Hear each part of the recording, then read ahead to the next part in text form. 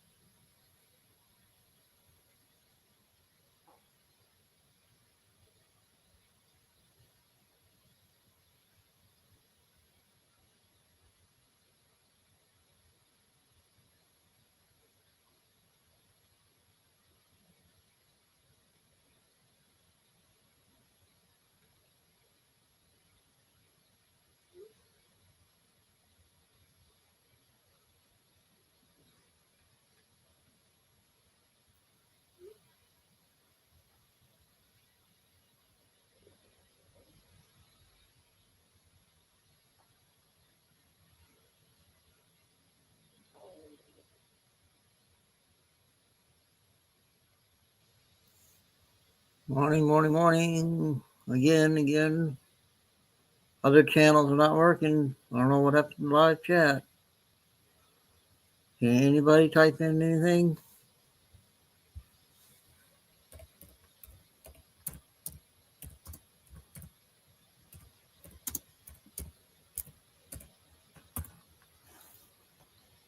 Because I don't know why I can.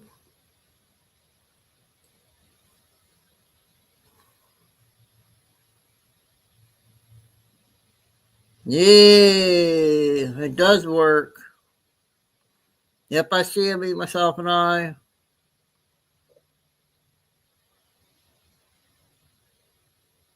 So the brown one wasn't working yet. But I'm gonna do a show. I'll probably do a couple of shows today. There's a lot of Mentel. No, thanks.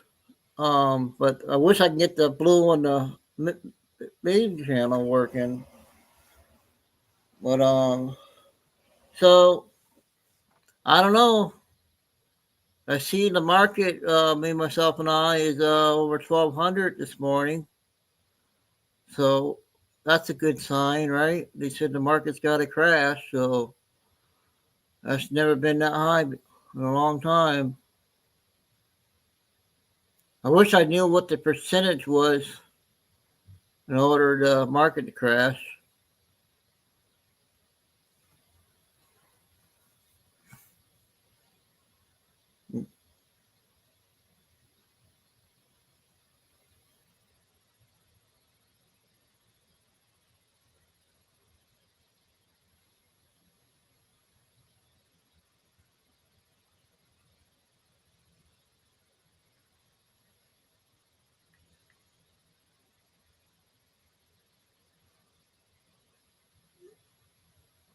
Yeah, I can't remember. Someone said it a while back. I can't remember.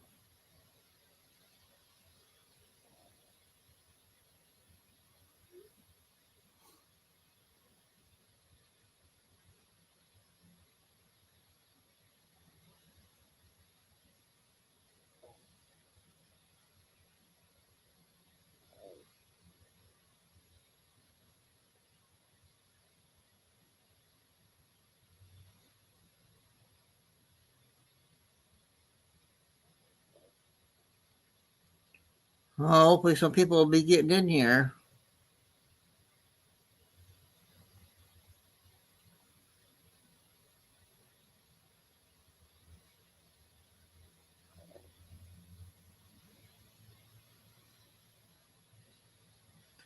That's right. I think wasn't Congress going to be taking couple weeks off again, coming up pretty soon.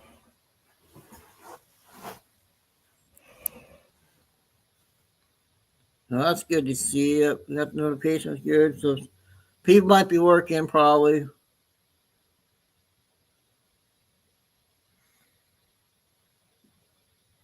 He'll be in.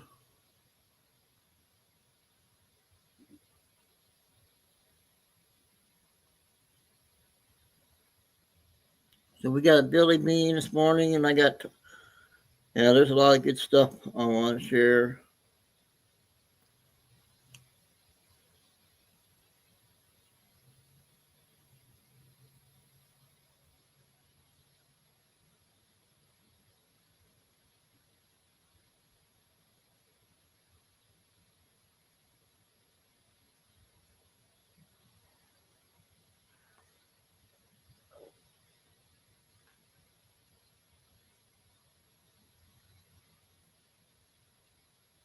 I normally start at the 10 minute marker.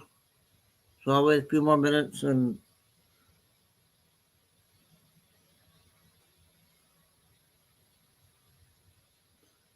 it's showing 4 people so far.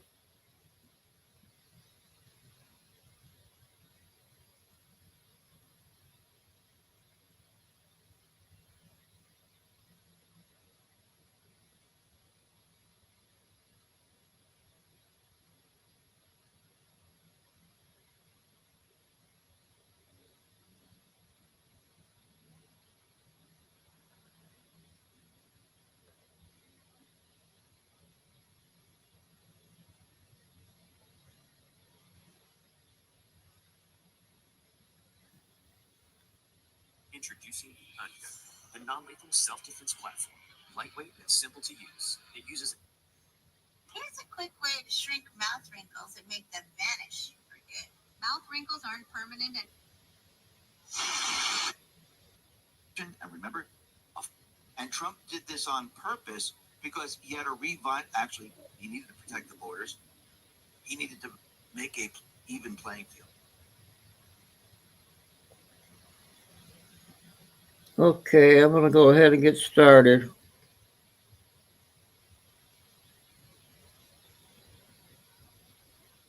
Go ahead and get started.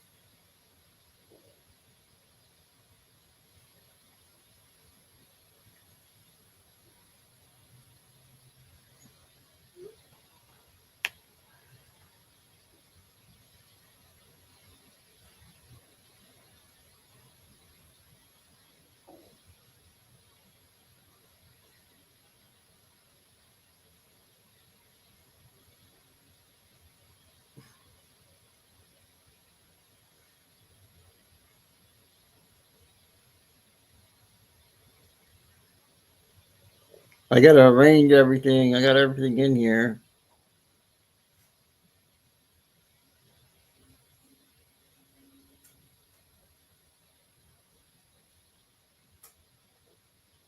Okay.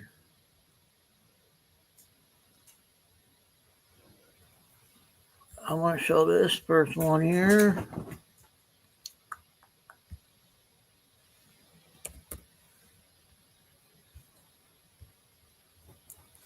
You want to come up, Chico? Come on. What? Come on. No food. Come on. Come on.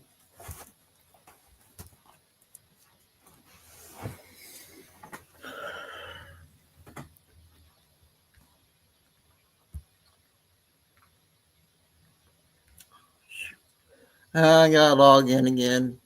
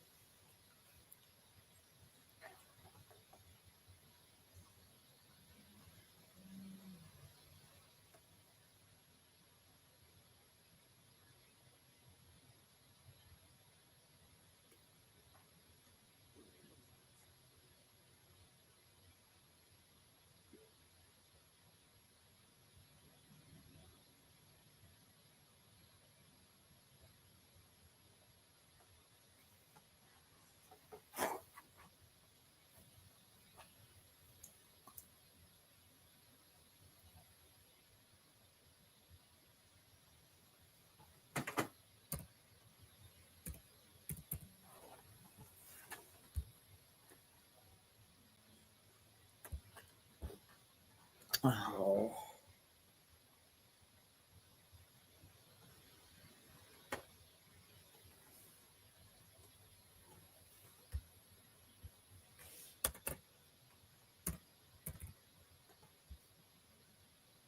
All right, not logged in.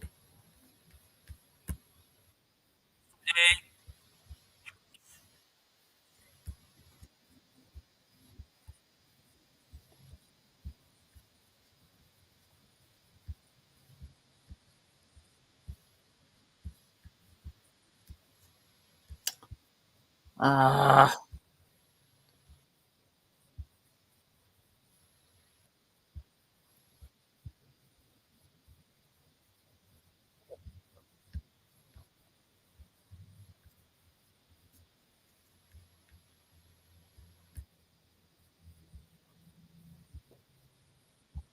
go.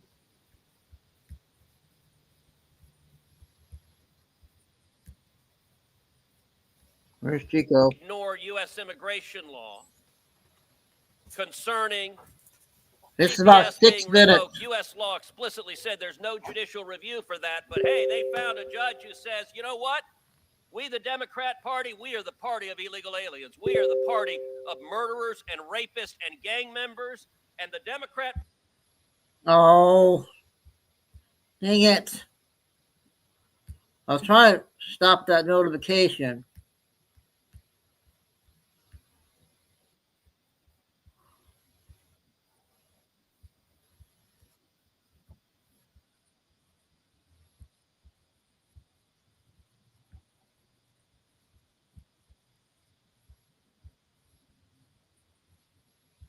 Understand, this is the second phase of lawfare, second chart. This is the second phase of lawfare. Now that their efforts to indict President Trump and stop the voters from reelecting him have failed, they're going and seeking out individual radical judges to try to shut down policies, and they are forum shopping like crazy. Give me any loon judge put on the bench by Obama or Biden who disagrees with a policy. We just saw a judge flagrantly ignore U.S. immigration law concerning TPS being revoked. U.S. law explicitly said there's no judicial review for that. But hey, they found a judge who says, you know what? We, the Democrat Party, we are the party of illegal aliens. We are the party of murderers and rapists and gang members. And the Democrat Party exists here to fight to keep murderers and rapists and gang members in your communities. There's a reason the Democrat Party is at 26% approval nationwide, because they put radical policies ahead of rule of law. Nationwide injunctions are an abuse of power. It is the judiciary acting as policy deciders, and it is incumbent on this committee and this body to rein in the abuse of power from these unelected radical judges who are trying to overturn the election because they disagree with what the voters decided. Thank you, Senator Cruz. Senator Klobuchar. Okay, that was a lot. Let me start with a few things. Number one, we love the democracy, and I Sure believe you what do. we should be having is a civil debate about how we can best, if Donald Trump wants to make changes to the government, we should be doing it in a legal way, not how he's doing it. And the only reason there's all these injunctions, Senator Cruz, is because he's violating the Constitution. Why would Trump-appointed judges? Why don't you rule file them in against- red districts? Senator Cruz. Why? What did you just say? Why don't you file them in Senator red Cruz, districts? point Why of are the order. Democrat attorneys Senator Cruz. general seeking out Senator Cruz. left-wing my blue esteemed single colleague. district Quite patient with One Senator second. Cruz's activities Yeah. in this building. Senator Whitehouse. He's entitled to. I'm just going to ask for a point of order. Madam Klobuchar, Senator Klobuchar. Senator Moody, we have debates on this committee. They occur I just- regularly. Let's let her have her time, and then we'll like, get back to that. If you it want to is- wait, we'll get back to you, Senator She's Cruz. welcome to Senator answer the Klobuchar, question or go not. ahead. It's her choice. Go ahead. I'm so and I would excited encourage to you be to answer. following Senator Cruz once again. Excuse me. But I will say Excuse this. me. I didn't hear you. What did you say? to be following him. He and I have a I was long-standing- permitting you your time to continue. To be following him in order. He and I Excuse have me. a Go ahead, Senator long-standing Klobuchar. debate during hearing. Go ahead, That's Senator what I'm Klobuchar. referring to. Go ahead. And I will take more than my time since he's taken more than his time to yell at me. Go ahead. So what I I've will marked the say time. is that I'm not yelling. I asked a question. Senator Cruz, please. I'll give you time. Senator Klobuchar, I've got the time, and you're be allotted. I the time. am making the strong case that the reason all these cases have been filed and the reason that these judges who have been appointed by Ronald Reagan, yes, they still exist, and the Bushes and Donald Trump, judges appointed by Donald Trump, have been making these decisions is because this is not legal. Donald Trump himself has used his social media account, the White House account, to post an image of himself wearing a crown saying, "Long live the king." The issue is that we do not live in a kingdom, and Elon Musk is not his court jester. Ours is a nation of laws in which no one is above the law. That is why 39 different judges from vastly different backgrounds, appointed by 5 different presidents, have made clear that these are illegal actions. And these judges have rightly blocked these actions. And it is important that we not lose sight of the underlying cause of these injunctions. It is not that these judges are crooked or lunatics or evil. Those are words used by the president and his allies. It is because the administration is violating the Constitution. What happens when they use these kinds of words? You see more and more threats against judges. And that is what we're seeing. That is why federal judges and the U.S. Marshals, who are responsible for protecting them, are sounding the alarm about a spike in threats against judges. This is serious. And unlike what Senator Cruz said, I'm remembering when the threat was made, the horrific threats, and the man was in Justice Kavanaugh's on his neighborhood, on his street.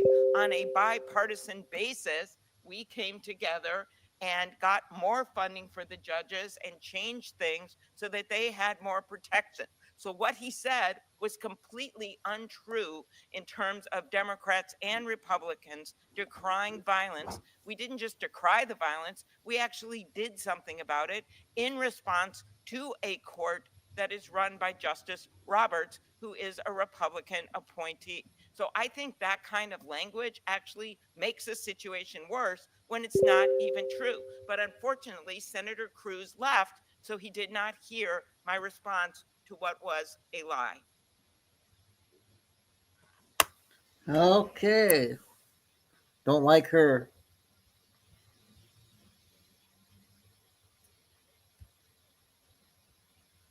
Okay, moving on to the next one.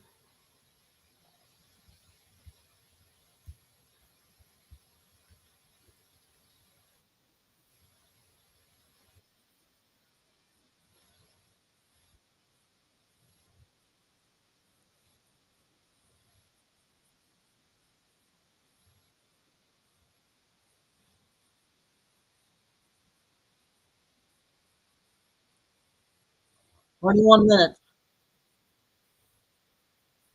She's pretty good. A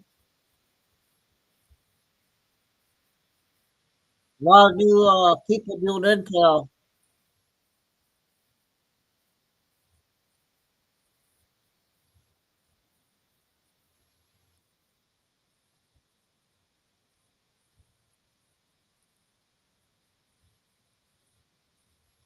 are powerless to order his return.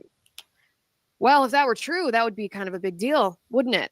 Well, that's as far as the Atlantic hopes you read into this story. They go on to say the Trump administration acknowledged in a court filing Monday that it had grabbed a Maryland father with protected legal status and mistakenly deported him to El Salvador, but said that U.S. courts lack jurisdiction to order his return from the mega prison where he is now locked up.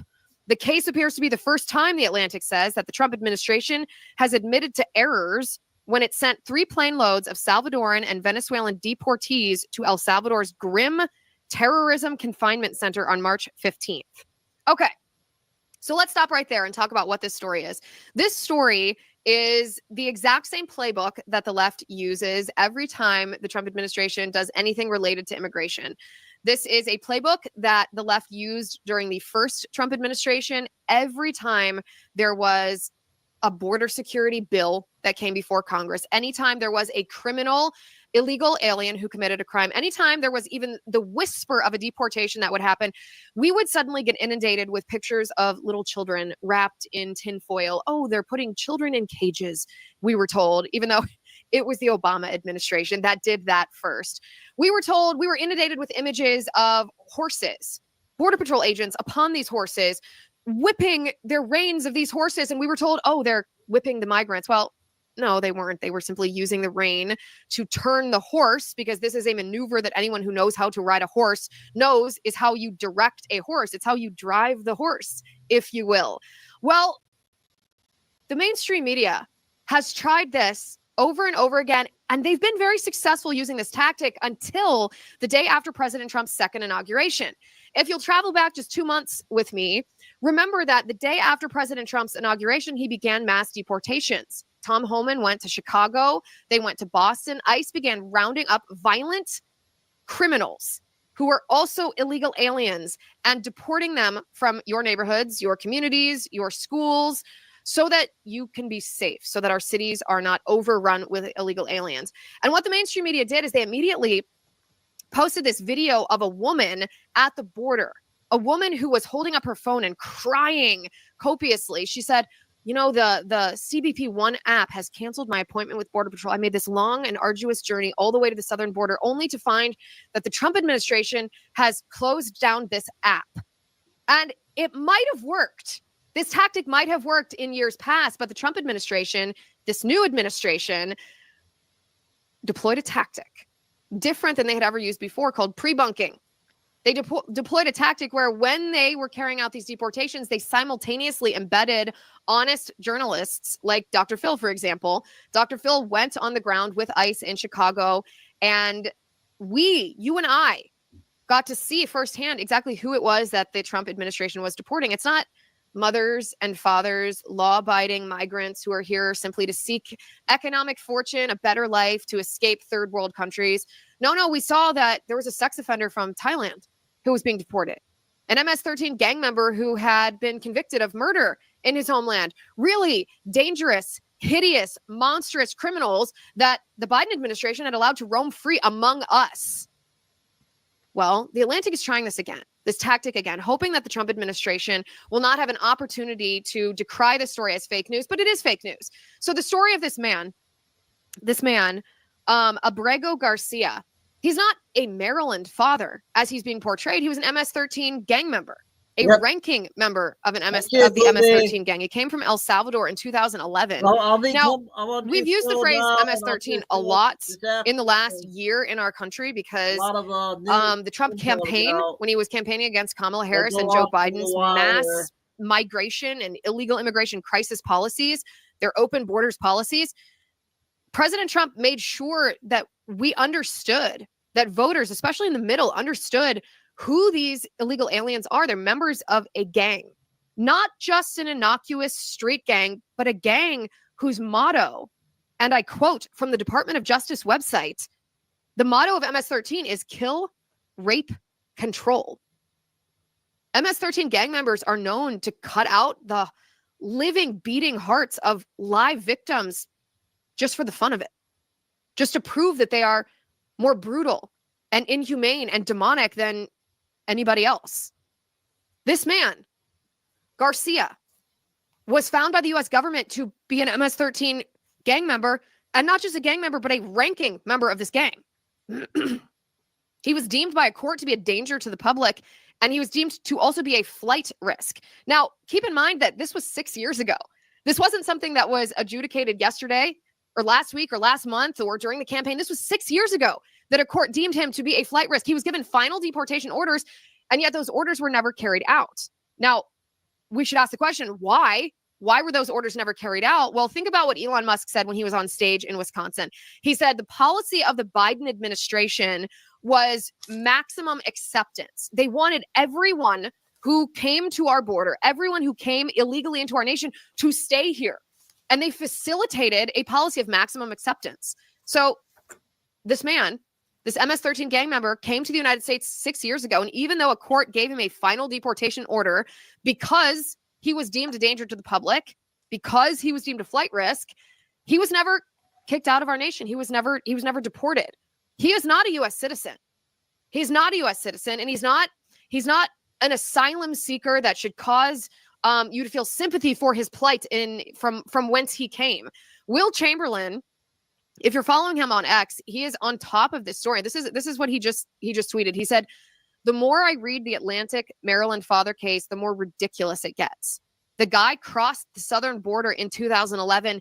He didn't apply for asylum until 2019, after he was detained at Home Depot. So how many years is that? That's 8 years.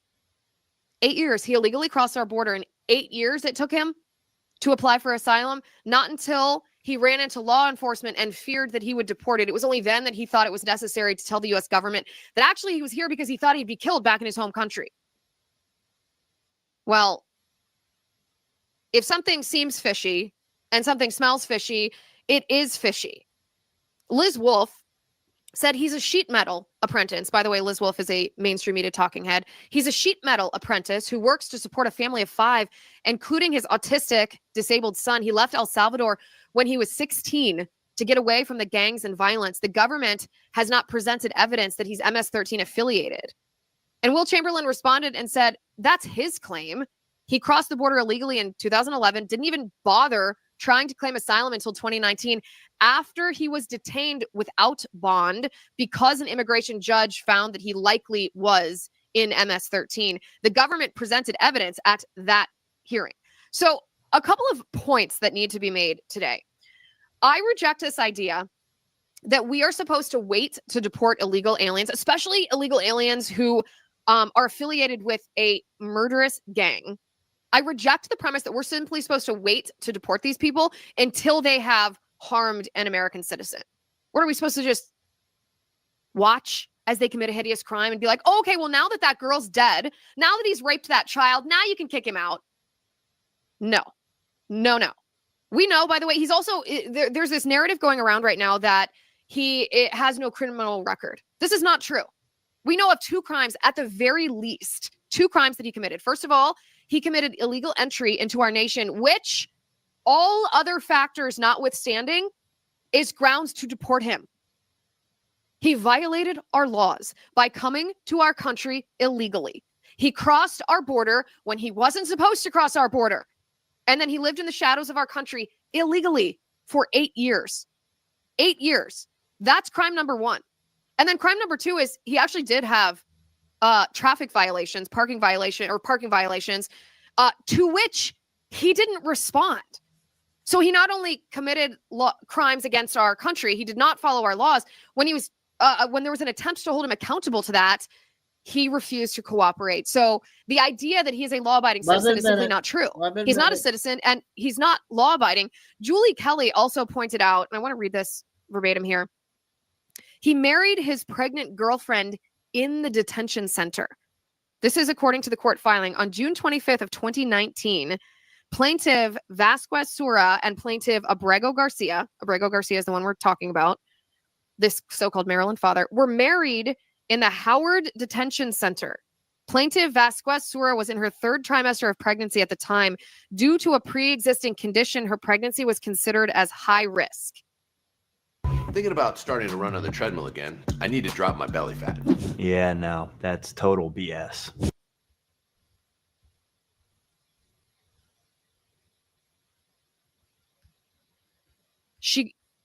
They got married in the prison, in the detention center. How are they even allowed to do that? And is that why he got this legal protected status? Because he got married in the detention center? Because he was married?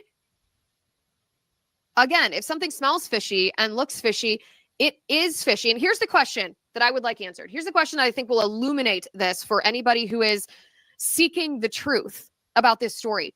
Who exactly helped facilitate Garcia's filing for his asylum claim?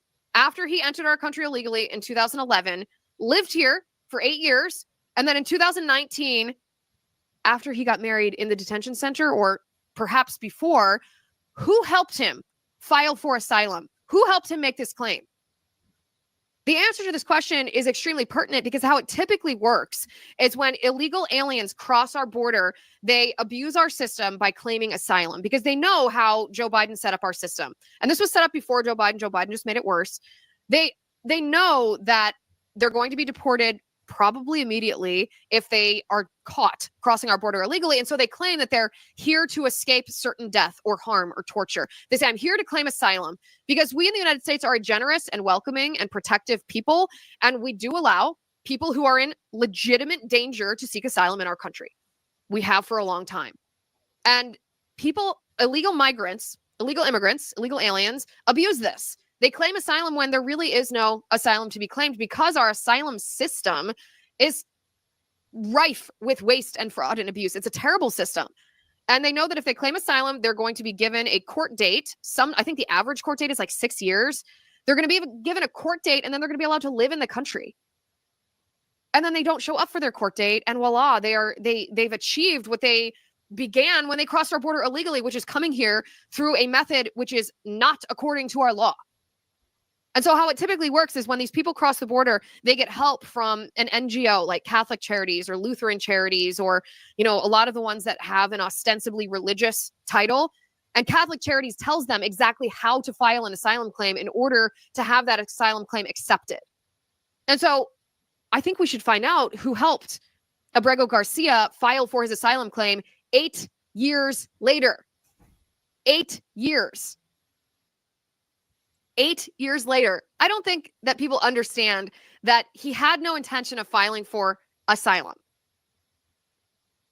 Here are his current attorneys. Maybe this will give a little bit of a clue about who helped him file for asylum. His current attorneys, and this is per Grok, Abrego Garcia's attorneys, this case was led by a man named Simon Sandoval Merschenberg. And Sandoval Motionberg is associated with a Legal Aid Justice Center. Exactly what I said. A nonprofit organization that provides legal representation to low-income individuals, including immigrants, in civil matters such as immigration cases. Maybe we should ask Grok exactly where the Legal Aid Justice Center gets their funding. Because something tells me that Abrego Garcia did not pay for legal representation by this lawyer. Something tells me that this is pro bono work. So who exactly is giving money to the Legal Aid Justice Center? Wouldn't that be interesting to know? Because if I had to wager a guess, my guess is that this Legal Aid Justice Center is getting money from the network of leftist organizations that facilitate our open borders policy. Stay tuned because we'll have an answer on that for you, hopefully within a matter of moments. But this is what you should ask yourself. You should ask yourself, why is it that the left is up in arms about this story? Why is it that the left wants this MS-13 gang member brought back into the United States? Why does the left want this monster in your neighborhood? The answer to that is because they hate you. They hate you. They don't care about due process. There are some claims that this is a violation of due process. The left doesn't care about due process. Think about what they've done to Trump. They're weaponizing the justice system against Trump, falsely accusing him of this, that, and the next, all in an effort to try to make it so that you can't vote Trump into office. Don't even give me the excuse that they care about due process. What about what they did to Brett Kavanaugh? Was that due process?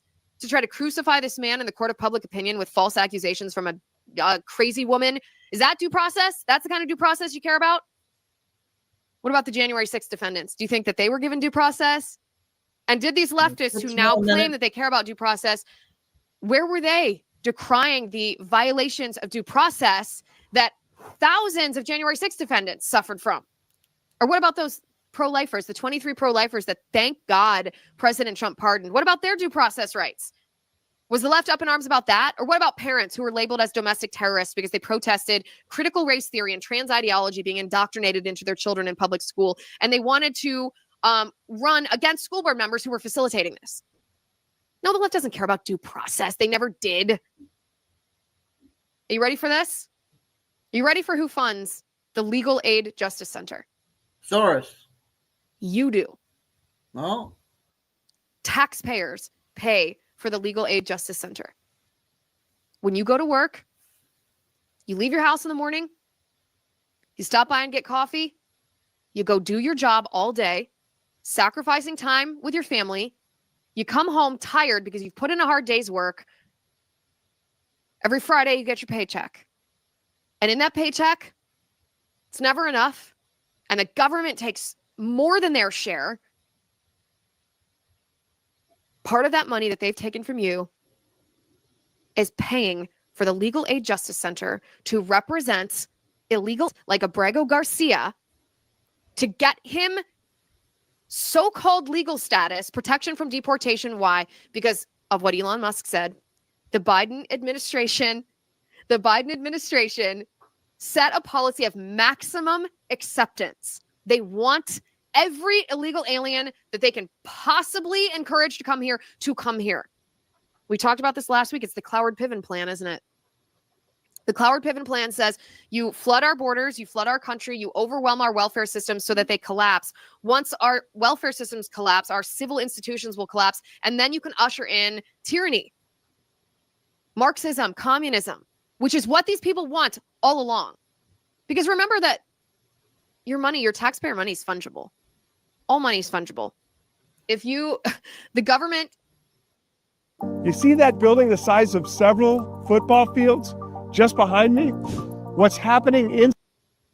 uses money 3 minutes to pay to facilitate this open borders crisis, and it's no different. It's no different here. So the only moral and ethical question that actually matters in this entire fake news Atlantic hit piece is, was this individual a U.S. citizen? The answer is no. Did this citizen commit a crime crossing our border illegally? The answer to that is yes. Was this individual who crossed our border illegally committing a crime against our country and against you? Was he residing here against our laws for 8 years? The answer to that is yes.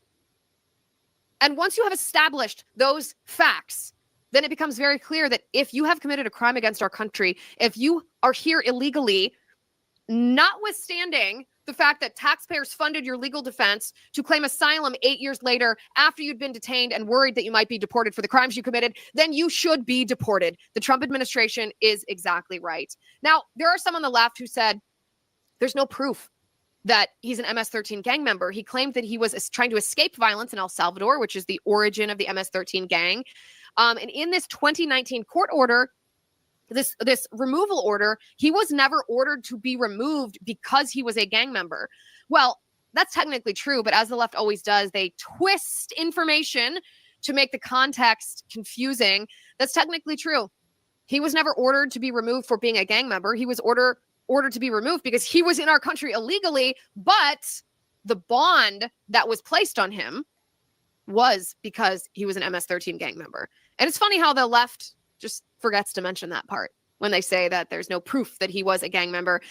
Vice President Vance has also weighed in on this. He says, Kyle Cheney, legal affairs reporter, he's responding, by the way, to a post on X, is apparently unable or unwilling to look at the facts here. In 2019, the vice president says, an immigration judge under the first Trump administration determined that the deported man was, in fact, a member of the MS-13 gang. He also apparently had multiple traffic violations for which he failed to appear in court. A real winner. It's telling that the entire American media is going to run a propaganda operation today, making you think that an innocent father of 3 was apprehended by a gulag. Here are the relevant facts, the vice president writes. Number 1, the man is an illegal immigrant with no right to be in our country.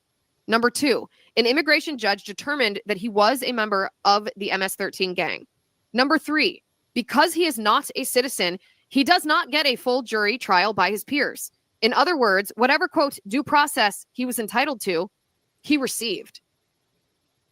Here's what the Trump administration should do going forward. The Trump administration should revert or go back to what they did that very first day after President Trump took the oath of office. They should always accompany their actions with the video of the illegal aliens, just like they did the day after Trump took office. Because when you see for yourself who it is that's being removed and what he has done, there is simply no other option than to not only support the actions of the Trump administration, but aggressively encourage the Trump administration to do more removals just like this of people who are threatening our country, illegal aliens who have committed crimes against our country. So the Trump administration, it worked the first time when you pre-bunked these lies with visual media. It worked the first time. Let's get back to that. Do you know what eating cabbage can do to your heart? Cabbage is a cruciferous vegetable that resembles lettuce.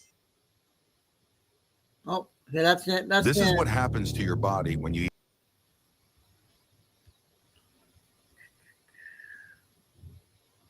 Okay, she does get on her until I just started following her.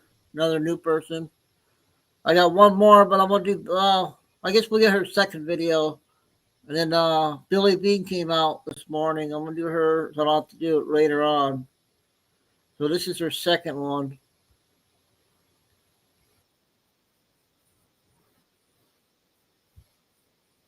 First minute.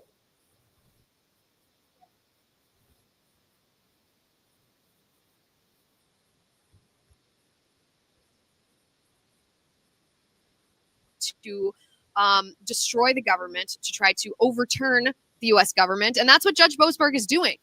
President Donald Trump is the duly elected president of the United States. You cast your vote for him. I cast my vote for him. We selected him through a democratic process to serve as chief executive of the United States. And constitutionally, in his role as chief executive, he has certain powers, among which are the power to conduct foreign policy.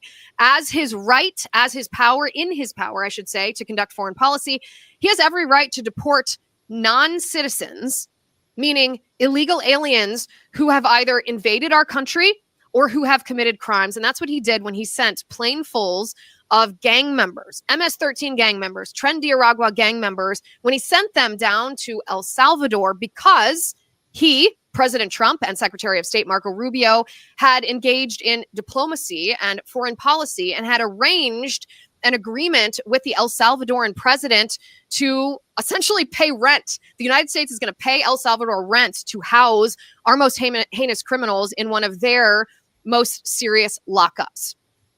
But then Judge Boasberg said, actually, I, as a judge, an inferior court judge, I don't like that President Trump did this, so I'm going to tell President Trump he's not allowed to do that.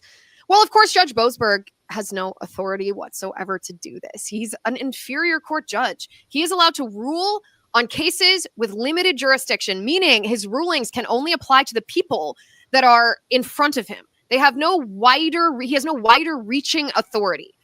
He is engaging in an insurrection because he is trying to subvert the power of the duly elected president.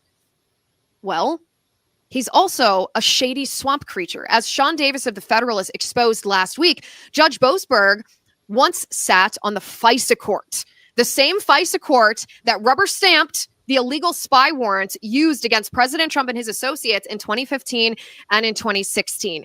Judge Boasberg was part of that. In fact, when FBI attorney Kevin Kleinsman altered evidence, he removed lines from an email that Carter Page had sent, in which it was very clear that Carter Page was not colluding with the Russians.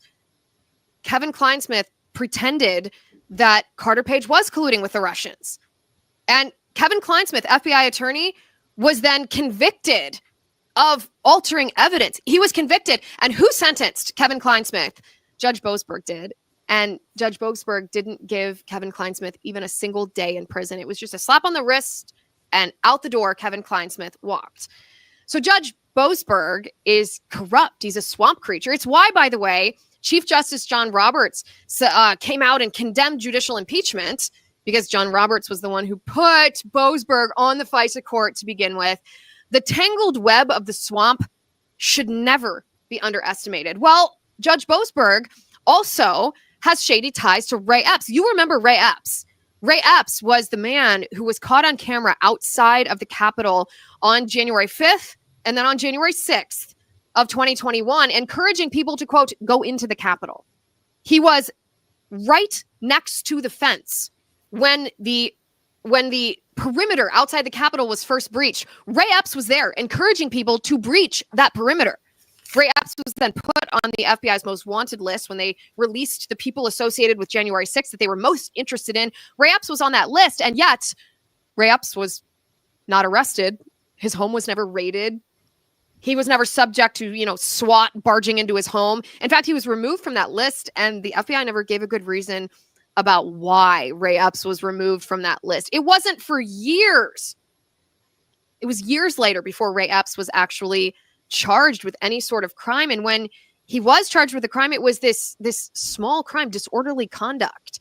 And when he was sentenced, Ray Epps wasn't scolded by the judge. He wasn't lectured by the judge. He wasn't called a domestic terrorist by the judge the way that so many other January 6th defendants have been. Ray Epps was just sentenced to a measly year probation and allowed to walk out the door. Well, who was that judge that sentenced Ray Epps? Who was that judge that let Ray Epps off easily? It was none other than Judge Boasberg, a corrupt swamp creature, a leftist judicial activist, if you ever could create one, a judicial insurrectionist by definition, the most corrupt judge seated on a bench in our entire country.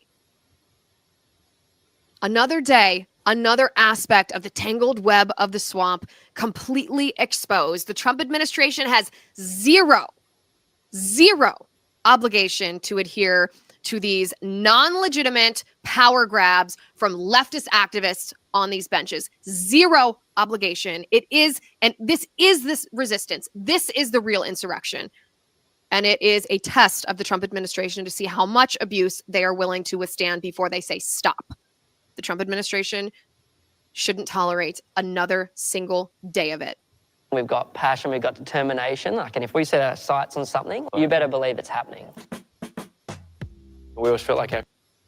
Okay, so that's her. It's time for lefties losing it, and there has been much controversy.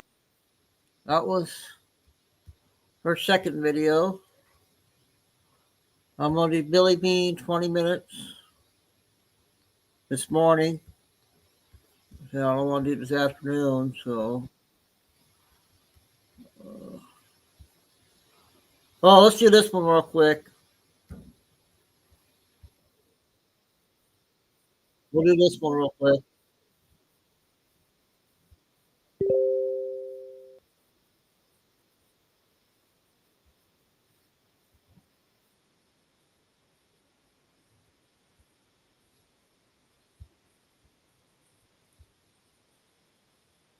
Even the highest judge in our land, 3 minutes. a Republican-appointed judge, said stop threatening and bullying other branches of government.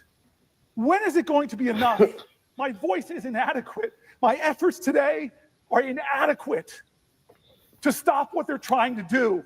But we, the people, are powerful. We are strong. We have changed history. We have bent the arc of the moral universe. And now is that moral moment again. It's the moral moment again. God bless America. We need you now. God bless America. If you love her, if you love your neighbor, if you love this country, show your love. Stop them from doing what they're trying to do for almost 20 hours. We have laid out what they're trying to do. 20 hours. I want to stand more, and I will.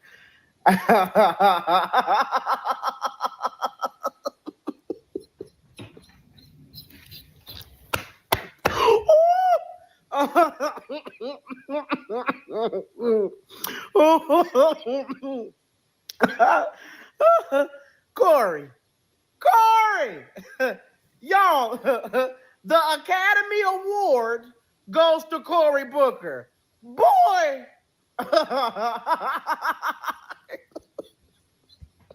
the hell was that? Corey. To call to the conscience of this nation, to say I will not stand for another American to lose their health care for a billionaire. I will not stand for another veteran who's dedicated to stopping the suicide of other veterans to lose their job. I won't stand for the air quality in my community to be made worse because they're letting polluters pollute more. I won't stand for the collective assaults on the Constitution by a man who even the highest judge in our land, a Republican-appointed judge, said stop threatening and bullying other branches of government. When is it going to be enough? My voice is inadequate. My efforts today are inadequate to stop what they're trying to do. But we, the people, are powerful. We are strong. We have changed history. We have bent the arc of the moral universe. And now is that moral moment again. It's the more. That was a short one. Insurance companies don't want you to know.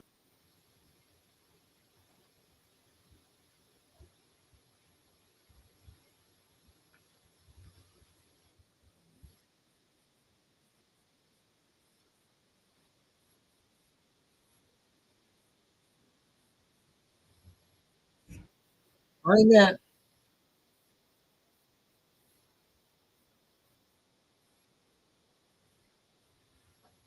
Fourth soldier has been found. President Trump and the U.S. military bring out the stallions. And thanks for hitting the like button. That helps my channel to grow. So we've had a sunspot turn toward Earth. April 3 today. We have a 70% chance for M flares, a 15% chance for X flares.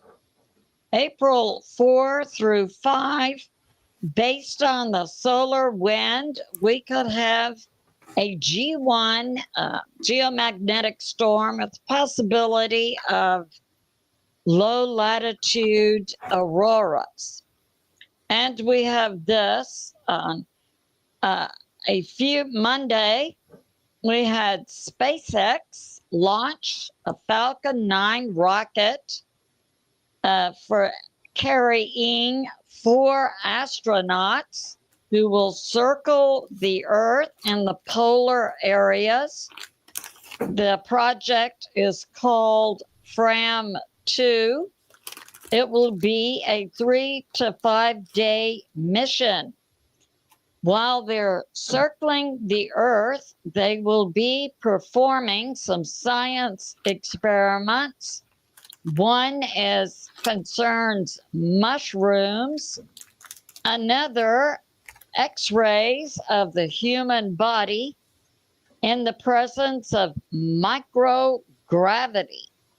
So that's going on. We've also, in the past few days, been experiencing from the sun so increased solar radiation, an S2 level storm that affects communications in the polar areas. I have this from a Patriot subscriber. In my last video, I was talking about the president of Argentina releasing secret documents about Hitler being taken to Argentina during World War II and living another 20 years, having 2 daughters. One, Angela Merkel, who was the leader of Germany. And I gave the name of Hitler's daughter, who was a leader of the UK, but I mistakenly said Margaret Thatcher. It was actually Theresa May. So I have my Patriot subscribers know a lot of stuff. And now we have this going on. For South Texas, excuse me, coming up this coming Sunday through the following Friday, we'll have a major cold front. And in South Texas, we'll have much 30s and 40s and possibly snow in North Texas. South Texas will have daytime temperatures in the 60s and lows at night in the 40 to 50s. So a major cool down. And AP reports dozens of tornadoes have been in Texas, Oklahoma, Arkansas, up to Illinois, Indiana, Missouri, Kentucky, Tennessee. For the next 4 days in this middle area, excuse me, we could have 12 inches of rain. And we have this for the past few days in Texas. We also had tornadoes touching down in some areas. And we had in Harrisburg, Arkansas, a tornado on the ground, 4 people injured. In Jefferstown, Kentucky, 4 injured. And we've had this in Brownsburg, Indiana. Excuse me. We had a warehouse collapse. We had 5 semi-trailer trucks blow over on Interstate 65 near Lowell, Indiana. We had a tornado on the ground in Orosco, Oklahoma. We've had power out to 90,000 people in Arkansas, Mississippi, Missouri, Illinois, Kentucky, Tennessee. Expect 15 inches of rain in the next 7 days in Missouri, Kentucky, Illinois, and Indiana. So we see much more turbulent weather occurring Texas all the way to Maine. So that's going on. And I believe there was 1 death in Indiana. And we have this. We had yesterday President Trump giving details about the U.S. Liberation Day, detailing reciprocal tariffs against other nations. And it's being reported for all imports into the U.S. He's putting forth a minimum 10% tariff against Canada and Mexico, 25% on all goods. That's to combat the flow of drugs, fentanyl, and illegals coming into the U.S. from Mexico and Canada. Excuse me. I won't stop for nothing. Won't be wondering, but you didn't see this coming. On Venezuela, he's putting a 25% tariff on oil.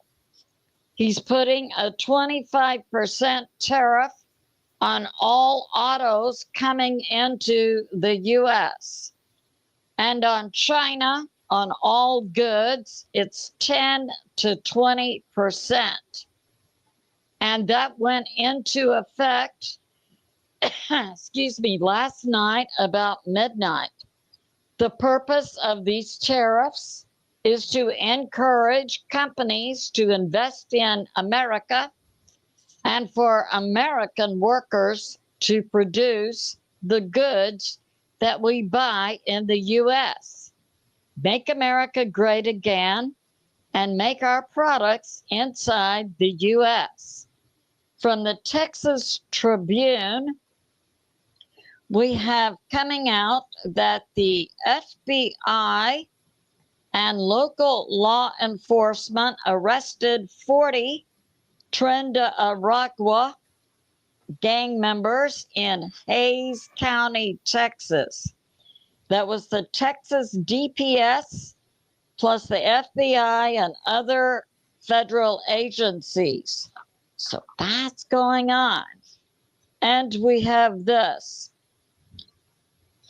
From the White House, we had a presser, Caroline Leavitt, President Trump's press secretary, announced that the fourth soldier had been found in Lithuania.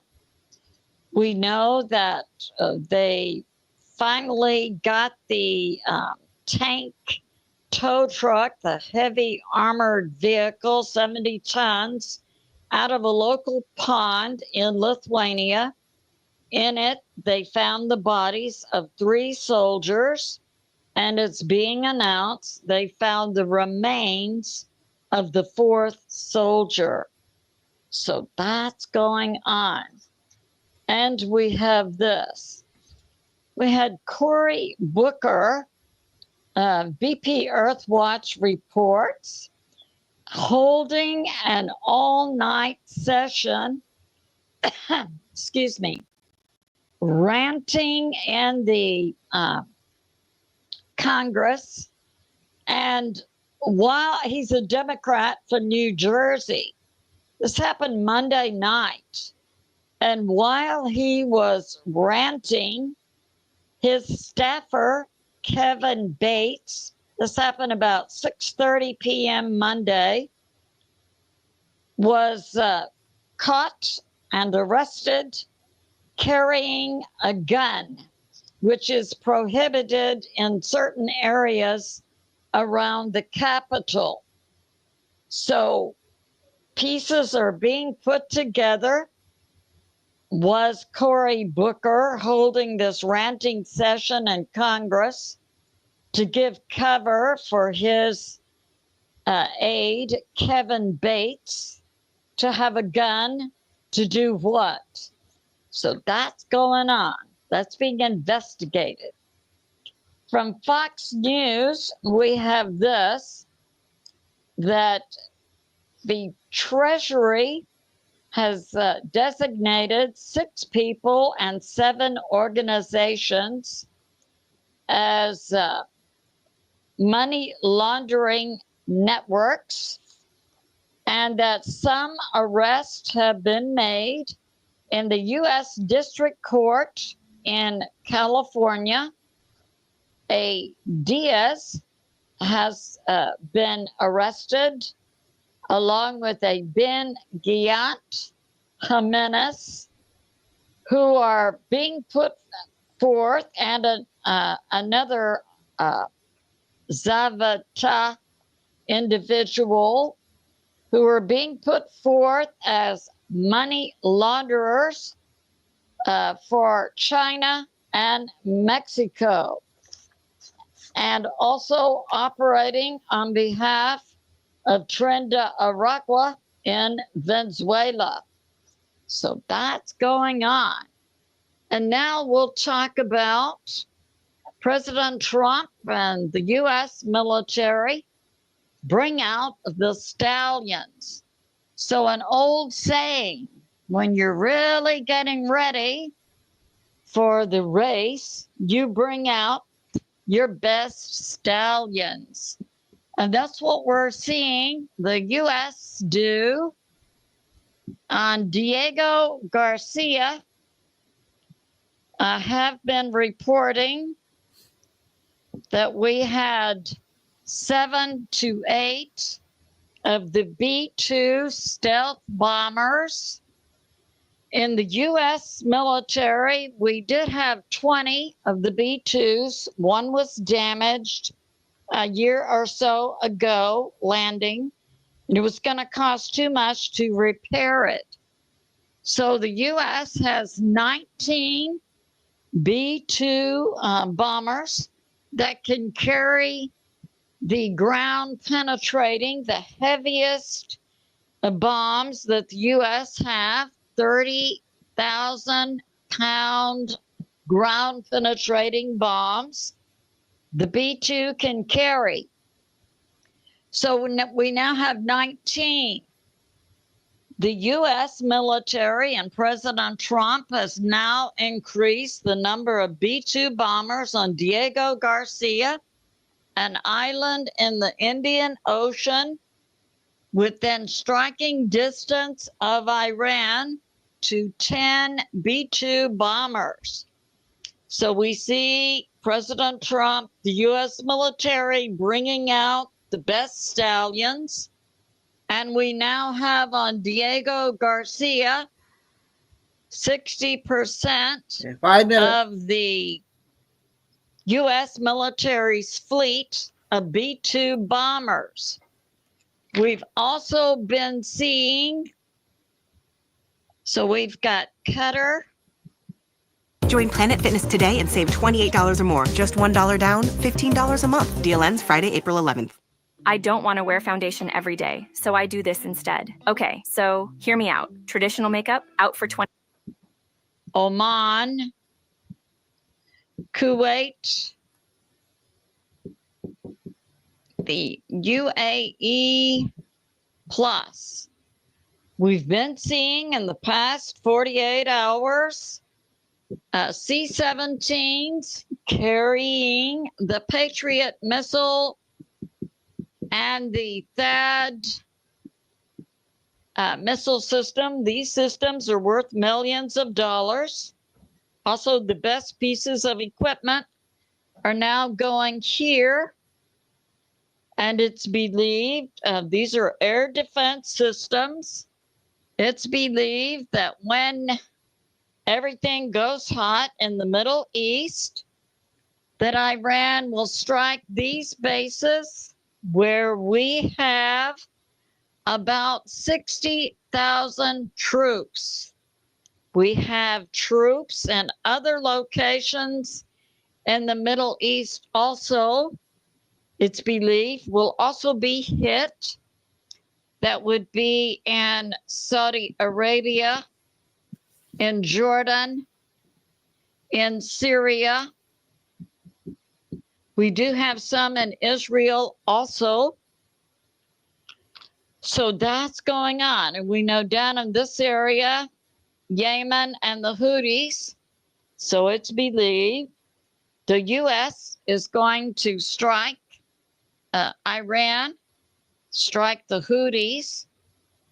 Now we do have Cyprus, an island in this area that has a UK base. It's believed the UK base may possibly strike in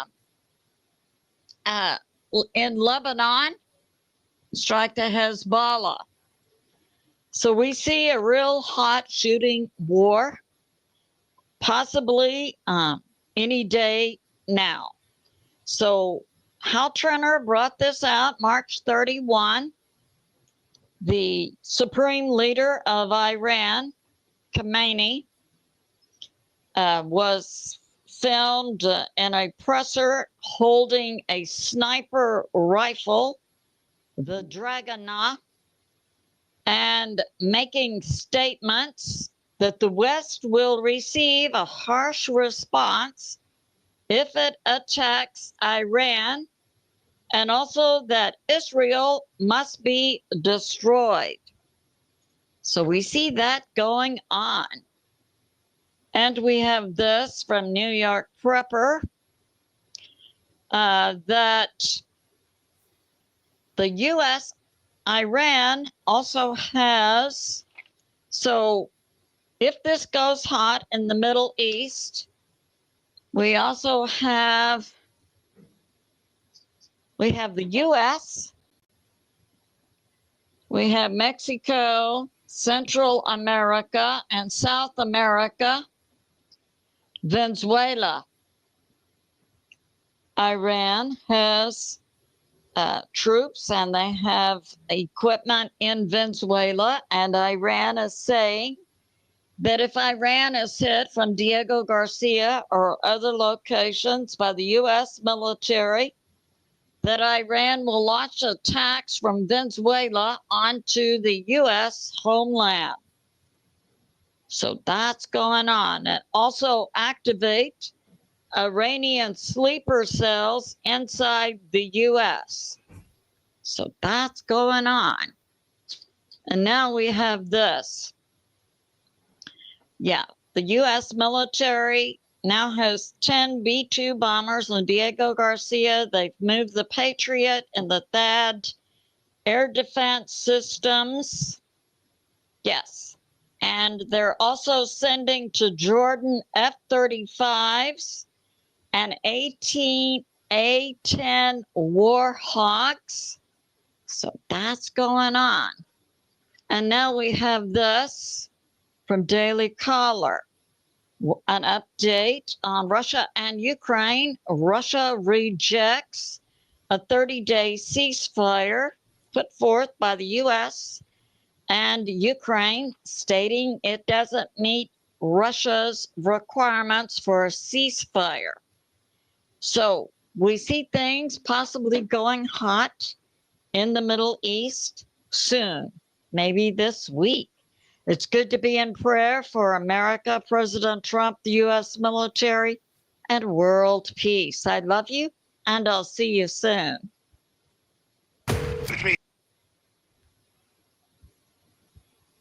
Okay, that was this morning, her first video this morning. So I just found another good one. I'm going to play it to half hour, and I'm going to stop and then come back at 5 o'clock. This is a good one, I think. I just found it. I don't know if I played it before. I don't think I played it yet. But I'll be on this channel at 5.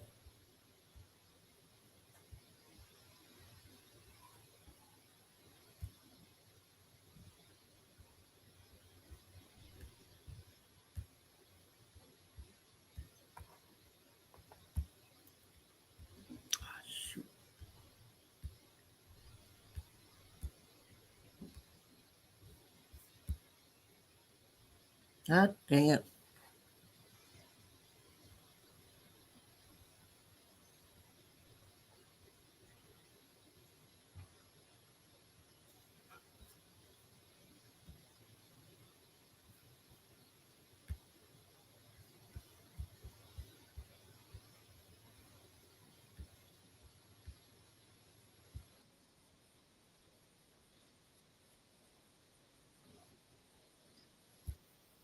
I don't think I played this.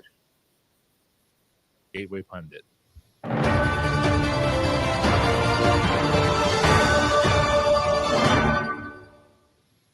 What's going on? My name is Mike Mendoza. I'm filling in again for Elijah Schaefer today. He's out of town on work yet again, but that's okay because I actually like filling in.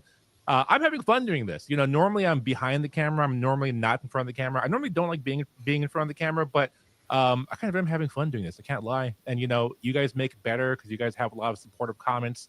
And if you didn't leave a comment on the last one, leave one down below. Like the video, share it with your friends. But yeah, it's fun. And speaking of which, someone else who's having fun with me is our producer, Michael Hennessy. I have to adjust because my name is Mike. His name is Michael, obviously too. So I have to adjust to calling him Michael and calling myself Mike. So, but anyway, Michael is behind the producer desk. How's it going? How do you feel? What do you think? I'm having fun, man. Glad I could be a part of the show. It's been entertaining since Elijah's been gone. You're right. We get no days off here. I've actually been trapped in the office for days. So at least we get this little bit of a break. Yeah, so exactly. Yeah. So, honestly, reading articles is the least of our worries, but still important. We still have to get into news. And, I know some people, on your way to work or on your way back from work, or maybe on your lunch break, you're pulling up one of these videos just based on whenever we put these videos out. I know it kind of varies from day to day. We're trying to work on that right now, but we like to give you guys news so that way, because I know not everyone has time to go and read through each article. So I'd rather just read it for you. Why not? So anyway, this first article that we led off with is the Butler assassination attempt documents were locked down in Congressman Kelly's office as the case goes cold on link to crooks. You got to wonder what's going on there and why they're trying to hide the information on this. Joe Hoft is reporting this, brother of the great Jim Hoft, also has a show, I believe, on Lindell TV. I know he did at one point, but we love Joe Hoft. Obviously, both him and his brother are legends. So let's just get into it. So the Republican Congressman Mike Kelly, who chaired the congressional task force investigating the July 13th attempted assassination of Donald Trump in Butler, Pennsylvania, whines about law enforcement withholding important data, but he also continues to face scrutiny for withholding critical investigative documents from the public.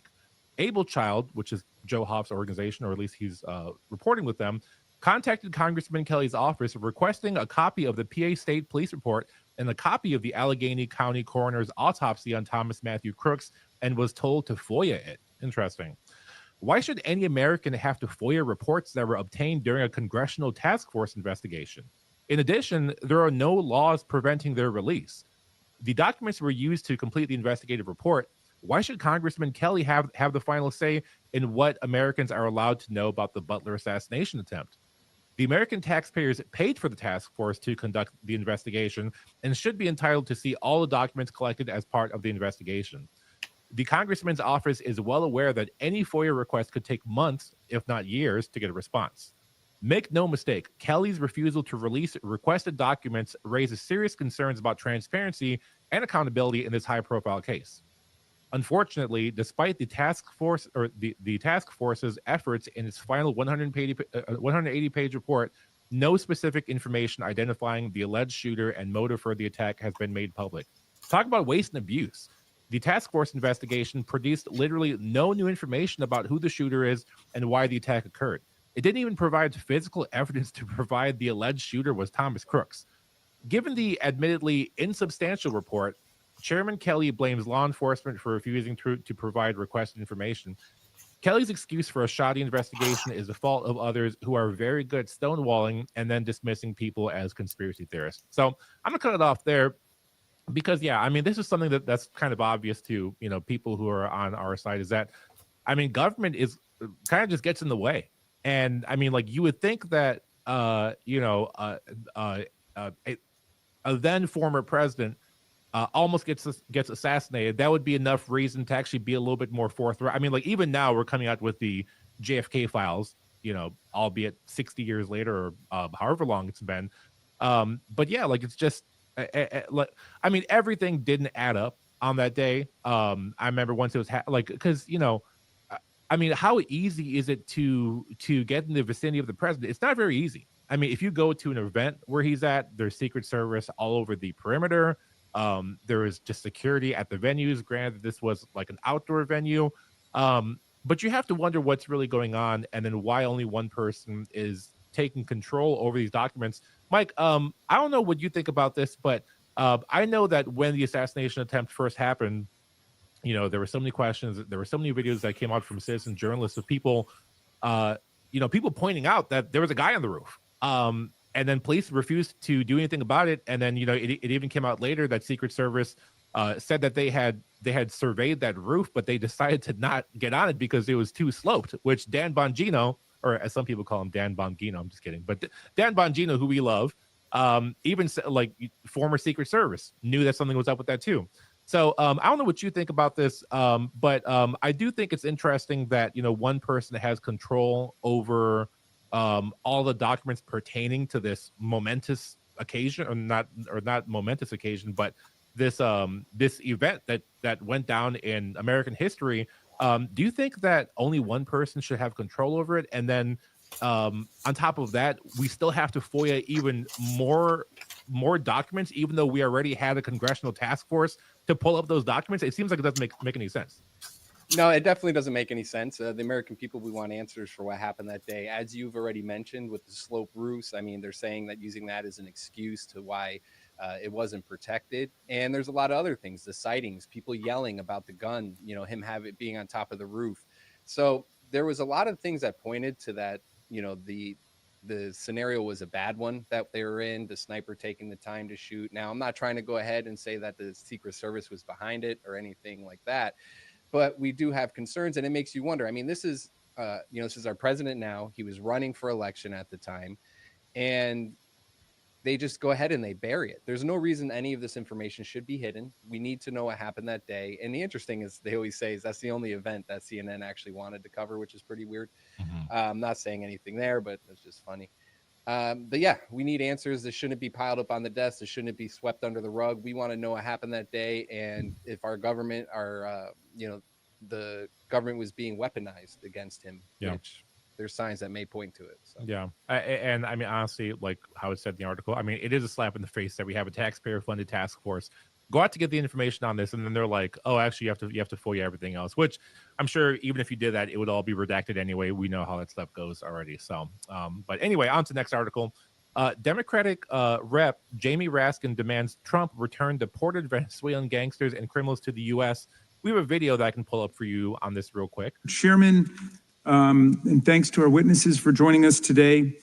So why have 34 federal judges from 11 different districts with a combined 474 years of service on the bench, judges appointed by Presidents Reagan, Bush, Clinton, Bush, Obama, and Trump, entered 57 different preliminary injunctions and temporary restraining orders against President Trump and Elon Musk's executive orders and actions, like the ones nullifying constitutional birthright citizenship, unilaterally dismantling congressionally created agencies, or impounding and diverting funds appropriated by Congress. Well, the majority says it's because these are radical judges.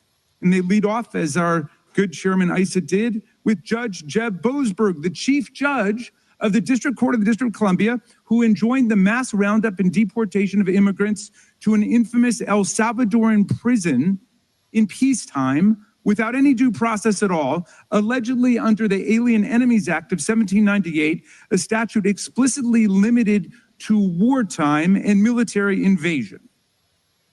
Some of our colleagues have been railing against Judge Boasberg for ordering the planes to be turned around. They say those planes were filled with terrorists, I think my good friend from Texas said. Well, here's one person of many who wasn't a terrorist on that flight or a gangbanger. His name's Kilmer Garcia.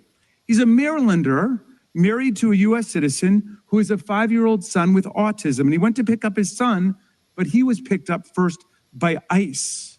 And then he was shackled and put on that airplane and shipped off to the torturers of El Salvador without ever having the benefit of those two most beautiful words in the English language, due process. All right, so let me just stop him real quick because I read a little bit into this story and actually watched someone else talking about him last night. One thing that they're leaving out, which may be important, is that this guy had some run-ins with the law before, and he was also documented as an MS-13 gang member. So,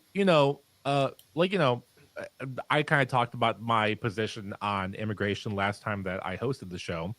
I'm not going to get into my full philosophy on that or like why I think the way I think or, what I think should be done in terms of policy. But, 21 minutes, 21. Why do we care so much about people coming to okay. We just need to handle what's going on with Americans right now. That's supposed to be the core tenet of America First. But instead we we're going to stop okay, we're having a hard enough time getting mass deportations as it is. And because one person may have been, unjustly shipped out to El Salvador, where he's going to be dealt with. Jamie Raskin talks about it as like a torture or whatever thing. I mean, honestly, yeah, MS-13 is a pretty brutal gang. So, maybe this guy did turn his life around. That doesn't mean that he's immune from or to justice. That doesn't mean that he shouldn't be brought to justice for stuff that he may have done in the past. But so anyway, I was kind of stumbling over my words earlier because I'm just trying to put everything together. But it's like, yeah, we should focus on what's going on here first.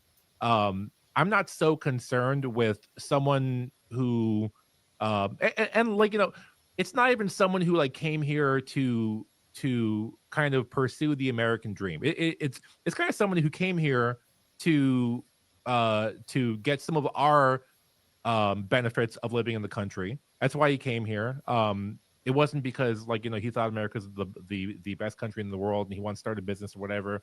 I mean, a lot of people just come here for handouts. And then on top of that, yeah, he was a former gang member of one of the most malicious and severe and brutal gangs in all of human history. So it's why are we potentially thinking about changing our immigration policy or even hearing these people out because, oh no, this guy actually, he wasn't given due process. I mean, as far as I know, as far as I was told, and from what I read, like, this is out of the jurisdiction of America because it doesn't fall under temporary protected status anymore. So anyway, I mean, it's just kind of ridiculous that we even have to deal with these people who come over to the country and they don't have our best interest in mind. They're just looking out for themselves. They want to leech off of us.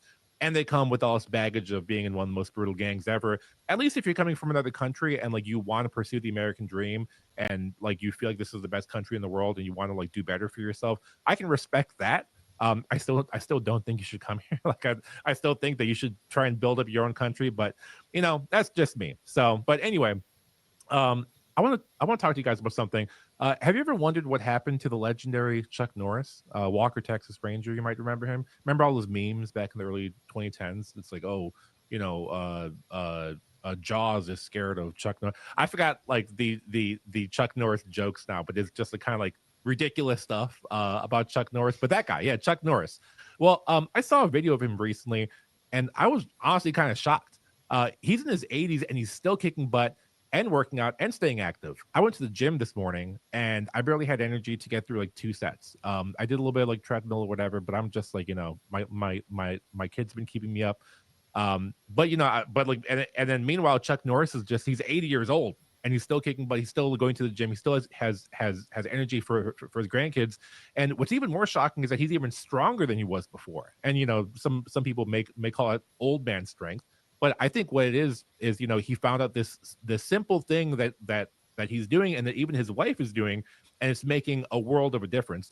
And they both feel like they're 10 years younger, which at that age is very significant. I mean, I guess if I felt 10 years younger, it'd be significant for me too. But both of them feel leaner. They have energy all day.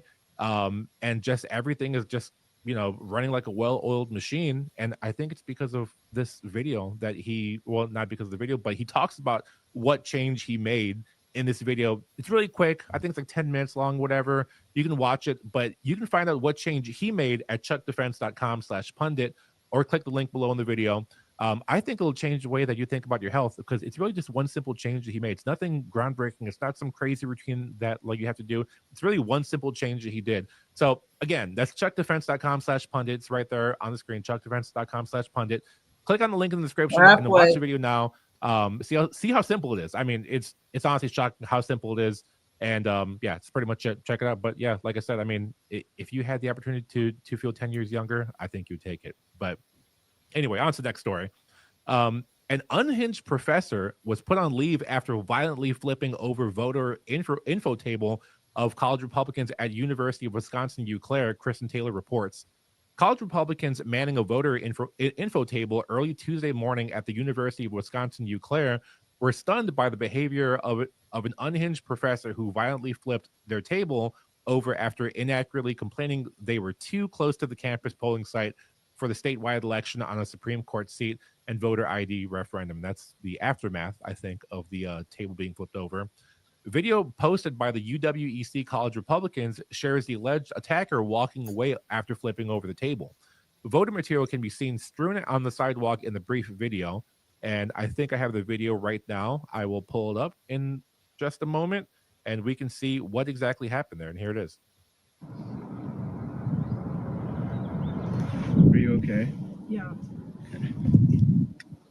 Oh my God. Okay, so yeah, I mean, it's nothing crazy, but I mean, again, oh, sorry, I didn't turn off the video in time there, but it's like how I was talking about on Monday, and I think Mike will back me up on this, but it's like they can never just have the conversation. And by the way, I mean, I'm not opposed to flipping over tables.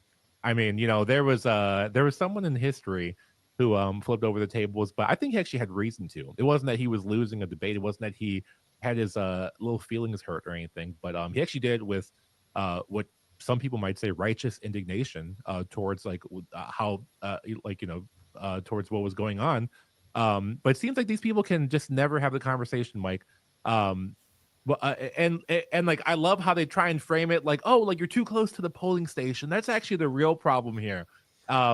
I don't think that warrants you flipping over table. I think that you can just go to campus police and they would tell them to leave, and knowing Republicans, they would probably just pack it up and leave. But again, this is another example, just like with all the Tesla stuff, of them kind of freaking out and then getting violent. Why do you think that they are so triggered just by someone having voter information on campus? I mean, shouldn't you want the younger generation to vote? Don't Democrats like primarily focus on young people? Weren't they trying to like remove the voting age limit? Like they should want young people to vote. How come they don't want people to like learn the actual facts of the matter? Yeah, the party of peace is definitely not the party of peace as they like to proclaim that they are. I think it comes down to a lot of meltdown. Everything's based off emotion instead of logic, and I know him being a professor or whatever he may be, you would think it would be the opposite. But a lot of these colleges, you have many of the teachers that they have in them, unfortunately, are very left leaning, and sometimes it could become like an indoctrination camp. But yeah, the guy seeing it, you think he would be going ahead and promoting free thinking, the ability to choose and actually have peaceful debates and conversations, because that's the one thing that they shy away from the most. So not surprised to see him do this. Not surprised at all, actually. But it's just very unfortunate because you would hope that they would treat it in a different way. Yeah, So. right. And yeah, the crazy part, which I kind of forgot to touch on just in my own commentary, was that it's a professor. It's not even just like it's like some crazy student. I think that that's kind of like to be expected. We've seen that a billion times, and we have seen professors too that freak out and get violent. But I think that was kind of like more so expected 10 years ago. But in 2025, we're still doing this. We're still having libtards freaking out. Like, come on, like Trump isn't even as extreme as I would like him to be. I think that they just have this image in their head of Trump of, and I'll be back at 5. Fascist dictator. I mean, they were talking about that all throughout the campaign leading up to the presidential election. So, they're still thinking that anyway. But next thing I want to talk about, actually, and I have some right here, but speaking of which, speaking of people who are freaking out because they can't keep their emotions in check, we're witnessing a generational decline in men's testosterone, obviously, because of people like this, people who can't, put up with viewpoints that might be foreign to them or might not completely align with their worldview.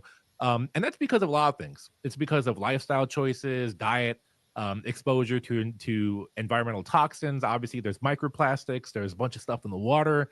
And this decline can result in persistent fatigue, diminished strength, reduced libido, mood swings, case in point, and just an overall loss of vitality. I mean, you don't feel like yourself as a man when your testosterone levels aren't where they should be.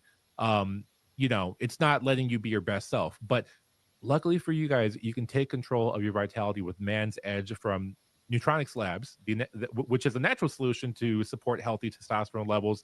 Other people, they can go out and get shots, or they can.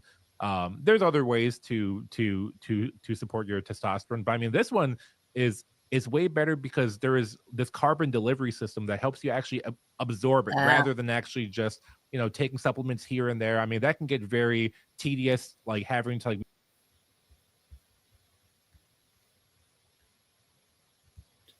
Sorry about that. When I put up the wrong video, but I'll play it at 5.